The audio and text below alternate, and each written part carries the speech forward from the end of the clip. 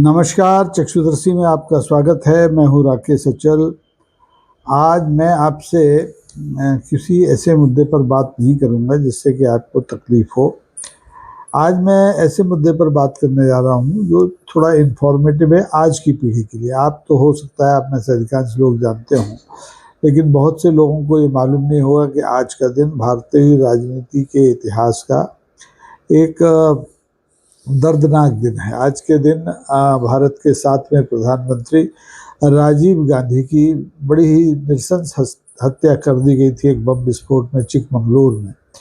1991 का ये वाक़या है। तो बहुत से आज के जो जनरेशन है वो मोदी जी को तो जानती है, लेकिन राजीव गांधी को नहीं जानती। राजीव गांधी इस देश के अभी तक के जितने प्रधानमंत्री बने हैं आज़ादी के बाद से लेकर अभी तक, मोदी जी तक, सबसे कम उम्र में प्रधानमंत्री बनने वाले व्यक्ति थे। उस समय जब राजीव गांधी को प्रधानमंत्री बनाया गया तब उनकी उम्र मुश्किल से 40 साल की थी। यानी वो सचमुच में लोगों के युवा हृदय सम्राट कहे जाने वाले लोग थे। राजीव गांधी का आप कह सकते हैं कि पारिवारिक पृष्ठभूमि राजनीतिक थी, लेकिन उनकी राजनीति में कभी कोई दिलचस्पी रही नहीं। अब 20 अगस्त 1944 को इंदिरा गांधी के गर्भ से पैदा हुए राजीव गांधी के जो नाना हैं वो देश के प्रधानमंत्री थे, पंडित जवाहरलाल नेहरू। उनकी माँ श्रीमती इंदिरा गांधी प्रधानमंत्री रही, लेकिन राजीव गांधी का कभी ये सपना नहीं था कि वे प्रधानमंत्री बने। इसीलिए वे अपनी माँ के राजनीति में रहते हुए भी, प्रधानमंत्री रहते हुए भी कभी राजनीति में नहीं आए और उन्होंने सीधी सादी जो पायलट की ट्रेनिंग उन्होंने की थी उसकी पायलट की नौकरी की। लेकिन अचानक 1980 में उनके छोटे भाई होते हैं संजय गांधी, जो राजनीति में बेहद सक्रिय थे और जिन्हें इंदिरा गांधी का राजनीतिक उत्तराधिकारी माना जाता था, वो एक बेईमान हादसे में चल बसे। तब मजबूरी हो गई राजीव गांधी की कि वो अपनी माँ की मदद के लिए राजनीति में आए। तो बड़े बेमन से राजनीति में आए और उन्होंने पहले संगठन में काम किया और संगठन में काम करते करते अचानक जिस तरह से वो दुर्घटनावश राजनीति में आए थे उसी तरह दुर्घटनावश उन्हें प्रधानमंत्री भी बना दिया गया। आप देखिए कि राजीव गांधी सूचना क्रांति के जनक माने जाते हैं हिंदुस्तान में। उनका ही सपना था, उनकी ही मेहनत थी कि इस देश में हम आज जिस स्थिति में आए हैं उसकी बुनियाद उन्होंने रखी। उन्होंने कंप्यूटर लाए, उन्होंने इंटरनेट लाए, उन्होंने इस दिशा में जितना कुछ हो सकता था, जो सपना देखा युवाओं के लिए, उसे पूरा करने की कोशिश की। आज के बच्चों को शायद मालूम नहीं हो गए, राजीव गांधी का जो नाम था वो एक तरह से मिस्टर क्लीन उनको कहा जाता था। मिस्टर क्लीन इसलिए कहा जाता था कि उनके ऊपर कोई आक्षेप नहीं थे राजनीति में, लेकिन जब वो प्रधानमंत्री बन गए तो उनके ऊपर आक्षेपों की बरसात हो गई। पहले बोफोर्स में दलाली का आरोप लगा, फिर शाहबानो प्रकरण में सुप्रीम कोर्ट का जो मामला फैसला था उसे पलटने के लिए मुस्लिम तुष्टीकरण का आरोप लगा। उसके बाद 1984 में जब उनकी माँ श्रीमती इंदिरा गांधी की मृत्यु के बाद जो सिख दंगे हुए देश में, उनमें उनका एक बयान आ गया संयोग से, बड़ा निर्दोष तरह का बयान था कि जब एक बरगद गिरता है तो उसकी प्रतिक्रिया होती, तो उसको लेकर की कभी की बहुत आलोचना हुई। उनके ऊपर काला धन जमा करने के भी आरोप लगे, लेकिन कोई भी आरोप उनके जीते जी और उनके जाने के बाद भी साबित नहीं हो पाया। वे आज के प्रधानमंत्री की तरह हवाई प्रधानमंत्री नहीं थे। वो 8,500 करोड़ के किसी विमान में उन्होंने यात्रा नहीं की, उन्होंने देशाटन किया। देश में उन्होंने संदेश यात्रा निकाली और पदयात्रा की। आपको यकीन नहीं होगा कि वो पदयात्रा के साथ साथ उन्होंने जो पूरा देश घूमा वो रेल के तीसरे दर्जे में बैठ के घूमा, दूसरे दर्जे में बैठ के घूमा, और चंपारण से लेकर के उधर बिहार में चंपारण और इधर दक्षिण में हैदराबाद का जो चार मीनार है यहाँ तक उन्होंने यात्राएं की, देश को जाना। इस तरह की कोई यात्रा पिछले 11 साल में हमारे मौजूदा प्रधानमंत्री ने नहीं की और ना ही उन्हें उसकी ज़रूरत पड़ी होगी। लेकिन अगर आप देश की सेवा करना चाहते हैं तो आपको देशाटन तो करना चाहिए। जैसा कि राजीव गांधी के सुपुत्र जो है इस समय लोकसभा में प्रतिपक्ष के नेता राहुल गांधी, उन्होंने भी राष्ट्रव्यापी 2 यात्राएं की। अब सवाल ये है कि राजनीति में ऐसे लोगों के साथ नृशंसता क्यों होती है, उनकी शहादत क्यों ली जाती है, उनकी जान के दुश्मन लोग क्यों हो जाते हैं।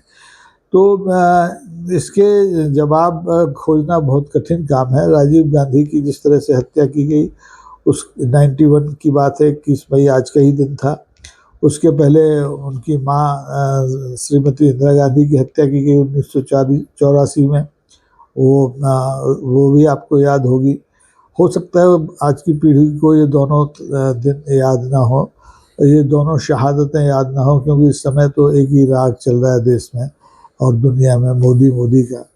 फिर भी अगर आप इन लोगों के बारे में जानना चाहते हैं तो दिल्ली जाइए और इनके जो आवास हैं, वहाँ पर जो संग्रहालय हैं, उन्हें जाकर देखिए। उनमें आपको वो रक्त रंजित कपड़े, वो बारूद से सने कपड़े, जूते, परखच्चे हुए देह के जो तस्वीरें हैं वो देखने को मिल जाएंगी। उससे आप कल्पना कर सकते हैं कि देश की सेवा करते करते उसकी कितनी कीमत चुकानी पड़ती है। तो मैं कह रहा था कि राजीव गांधी इस भारतीय राजनीति के इतिहास का एक ऐसा अध्याय थे जो बिल्कुल साफ सुथरे थे। वाणी का संयम था, बड़े सरस थे, बहुत सौम्य थे, सुदर्शन थे, और मैंने कहा ना वाणी का संयम था, बहुत मीठा बोलते थे, मधुर बोलते थे। उन्हें किसी ने नाराज होते नहीं देखा, उन्हें किसी ने त्योरियां चढ़ाए हुए नहीं देखा, और वो एक कामयाब प्रधानमंत्री के रूप में उन्होंने काम किया। उन्होंने सफलता भी देखी, उन्होंने असफलता भी देखी, और उन्होंने जय और पराजय दोनों का सामना किया। एक समय ऐसा आया कि लोकसभा में वो चुनाव हार गए, उनकी पार्टी चुनाव हार गई, और एक समय ऐसा भी आया उनकी माँ की निधन के बाद कि उन्होंने सचमुच 400 पार करके दिखाया। लोकसभा की 508 सीटों में से राजीव गांधी के नेतृत्व में कांग्रेस ने 401 सीटें जीती। ये सपना भारतीय जनता पार्टी का भी था। पिछले चुनाव में आपने देखा, जो 2024 में आम चुनाव हुआ, तो भारतीय जनता पार्टी का नारा ही था कि अब की बार 400 पार। लेकिन 400 पार तो क्या, 300 पार भी नहीं हुआ जो उन्होंने पहले कर लिया था 2019 में। वो घट के 240 पे आ गए। वो एक अलग अध्याय है। आज बात केवल और केवल राजीव गांधी की हो रही है। राजीव गांधी जैसा प्रधानमंत्री देश ने कभी देखा नहीं। देश को शुरू में पहले और दूसरे जो प्रधानमंत्री मिले, नेहरू, पंडित जवाहरलाल नेहरू, लाल बहादुर शास्त्री, ये लोग स्वतंत्रता आंदोलन की भट्टी से निकले, तपे तपाए नेता थे, नेशनल हीरो थे सही अर्थों में। और उसके बाद इंदिरा गांधी प्रधानमंत्री बनती हैं। इंदिरा गांधी भी एक राजनीतिक वातावरण में पल भर कर बढ़ी हुई थी, तो उन्होंने भी अपने ढंग से अपनी पहचान बनाई। उन्हें एक ज़माने में जब प्रधानमंत्री बनाया गया था तो लोगों ने, उनके विरोधियों ने उनको गूंगी गुड़िया कहा था। लेकिन उन्होंने 1971 में पाकिस्तान के विरुद्ध युद्ध जो हुआ, उसमें पाकिस्तान के 2 टुकड़े करके बांग्लादेश की मुक्ति का जो अध्याय लिखा, जो 90,000 पाकिस्तान के सैनिक थे उनको समर्पण के लिए मजबूर उस समय की सेना ने की, तो वो इस अपने कामकाज से अमर हो गई। हालांकि उनके कार्यकाल में आपातकाल जैसा एक काला अध्याय भी जुड़ा, जिसके लिए लोग, आज के लोग उन्हें आज भी गालियां देने से नहीं चूकते हैं। लेकिन मैं फिर भी वापस आता हूँ इंदिरा गांधी के बेटे राजीव गांधी पर, कि उन पर लाख आरोप लगे। उन पर वो फोर्स सौदे में रिश्वत लेने का आरोप लगा कि उन्होंने 1.42 करोड़ डॉलर की रिश्वत ली। उनकी जो ससुराल के पक्ष के कुछ जानकार कोतरो चीज टाइप के लोग थे, उनके जरिए ये सौदे हुए। उन पर शाहबानो प्रकरण का जैसे मैंने आपको बताया कि उन पर आरोप लगा कि उन्होंने सुप्रीम कोर्ट के फैसले को पलट दिया मुस्लिमों को संतुष्ट करने के लिए। उन पर सिख दंगों में को भड़काने का भी आरोप लगा, काले धन के भी आरोप लगे, लेकिन उनको लेकर के राजीव गांधी को लेकर के इस देश की जनता के मन में अभी तक कोई कलुष नहीं है। वो उन्हें एक निर्दोष नेता के तौर पर, एक आदर्श नेता के तौर पर याद करती है।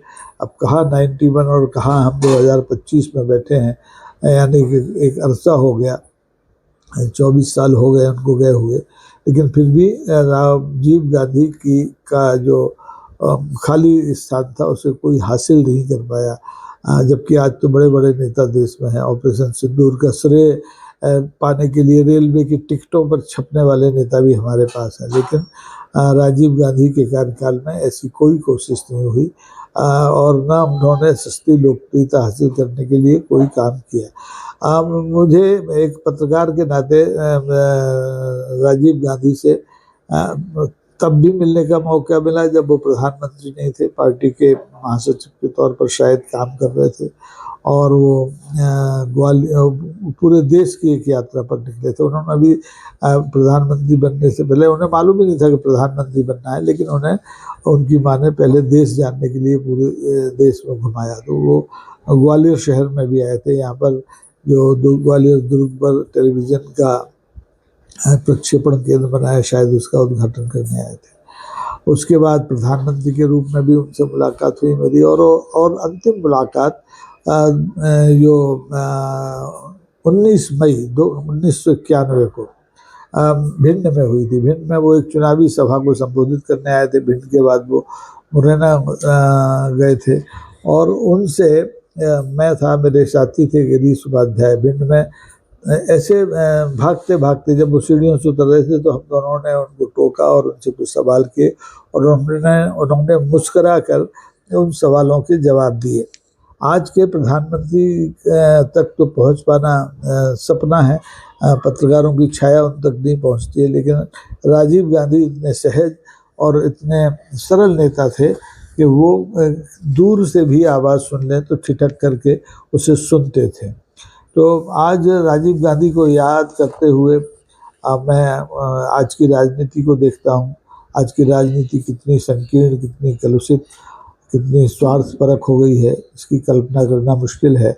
हम देख रहे हैं कि आज राजीव गांधी की पुण्यतिथि पर, वो प्रधानमंत्री थे, उनके समाधि पर श्रद्धांजलि अर्पित करने वालों में उनकी पार्टी के नेता तो बहुत गए। पार्टी के अध्यक्ष गए, उनकी पत्नी गई, उनके बच्चे गए, लेकिन जो आज की सरकार है और आज की जो सरकारी पार्टी है उसकी ओर से वहाँ कोई नहीं गया। माननीय प्रधानमंत्री ने भी, हमारे जो श्री नरेंद्र मोदी जी हैं, उन्होंने भी राजीव गांधी को जो श्रद्धांजलि अर्पित की है वो भी अपने सोशल मीडिया अकाउंट पर की है। उनके पास भी इतनी फुर्सत नहीं है कि वो 2 फूल लेकर के राजीव गांधी की समाधि तक पहुंच पाएँ। ऐसी संकीर्णता कांग्रेस के ज़माने में मुझे तो देखने को नहीं आई।